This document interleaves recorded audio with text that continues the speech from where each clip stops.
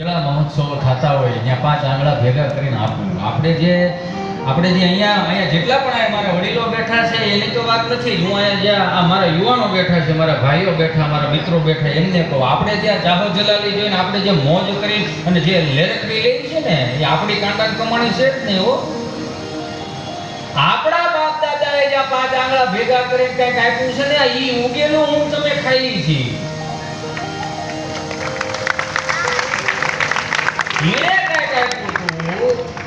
તમે ખાઈ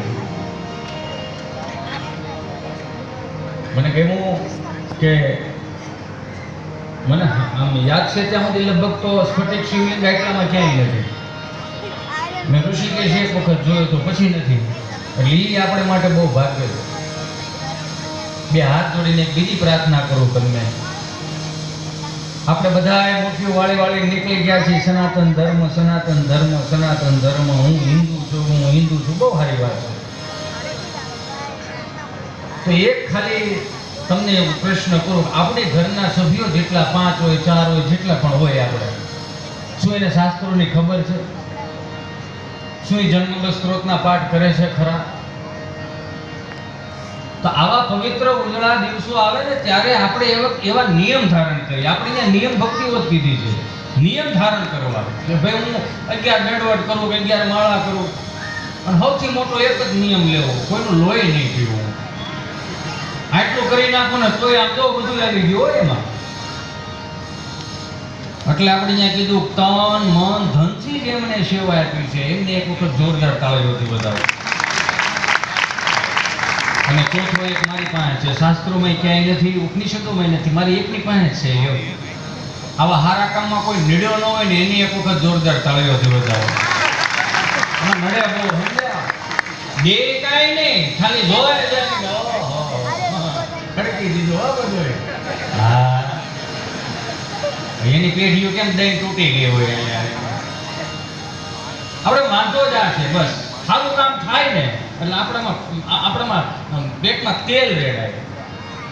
આ સનાતન સંસ્કૃતિના આ મંદિરો જે છે એ જે હજારો વર્ષ પહેલા આવીને કોઈ પરાક્રમી બારને આવીને તોડી ગયા. 47,000 ભારતીય સંસ્કૃતિના મંદિરો તોડ્યા. 47,000 ભારતીય સંસ્કૃતિના નિયમ. એટલે આ કદાચ મંદિરો બને ને મારા બાપ તો આવનારી પેઢીઓ માટે સારું છે. મને ઘણા પૂછે મને કે હિતેશભાઈ મંદિરે શું કામ જાવ? મેં કીધું ભગવાનને મનાવા જાય એમ. તો કે ઘેરે ન મનાવી શકો તો દર્શન મેં કીધું હું તો દર્શન કરવા જાવ એમ. તો કે ઘણાને ટેવ હોય જોયો ભગવાન સામા ભગવાન વિચાર કરે કે આવ્યો કોણ આવડો? આપણા અમુક આપણને ન ઓળખતો ભગવાન કઈ રીતે ઓળખી શકે? પ્રત્યક્ષ મંદિરની સામે ઊભા રહે ભગવાનના દર્શન ખુલ્લી આંખે કરવાના. ખુલ્લી આંખે જે દર્શન કરો એ તમારા હૃદયમાં ભગવાનને સ્થાપિત કરવાના. મંદિરમાં દર્શન કર્યા પછી ઓટલે બેહવાનો નિયમ છે. એ ઓટલે બેહો પછી ધ્યાન કરો કે મેં ભગવાનનું કેટલું ધ્યાન કર્યું. હમણાં એક ભાઈ મંદિરે બેઠા હતા ને નીચે ઉતર્યા આમાં ફાંફા મારતા હતા. મેં કીધું હું ગોતો? સંપલ ગોતો. કોના ગોતો? તો તમે કેમ? હારા ગોતો. મારા તો એક સંપલની પોટલી તૂટી ગઈ.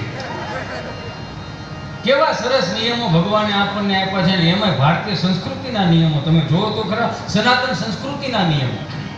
જેટલો અહીંયા મારો યુવા વર્ગ બેઠો છે એને હાથ જોડીને પ્રાર્થના કરું કે તમને અવસર મળ્યો છે. આખા વિશ્વમાંથી સૌથી વધારેમાં વધારે યુવા ધન હોય તે આપણા ભારત દેશમાં છે. પણ હારા કામે લાગે તો એમાં જ મોબાઈલ ડબ લાવ્યા છે. મને તો ક્યારેક તો વિચાર મારો રામ ભલું કરે. આ મોબાઈલ આવે ને અમુક તો બેઠા હોય એમ પછી અહીંયા ઘૂંગળી ચાલુ હોય. આપણે કેવડો મોટો કામકાજ કરતો હોય છે એકચ્યુઅલી ગ્રાફ કાઢે શું કહેવાય ને કાર્ડિયોગ્રામ કાઢે ને એવા કાર્ડિયોગ્રામ વાળા મામા ફોટો આપણે મોટું શેર બજારનું કામ હોય. બીજું આવી દેખો હજી વાત કરી કે આપણે 15 દિવસમાં શેર બજારમાં 20 લાખ રૂપિયા કરી નાખ્યા. હું વિચાર કરું કે હા એનું કામ કેવડું મોટું હોય છે. પછી મારથી રહેવાનું મેં પૂછ્યું હતું રોકાતા કેટલા કે 1.5 કરોડ. કામે વળગી જાવ ભરી જાવ અમારે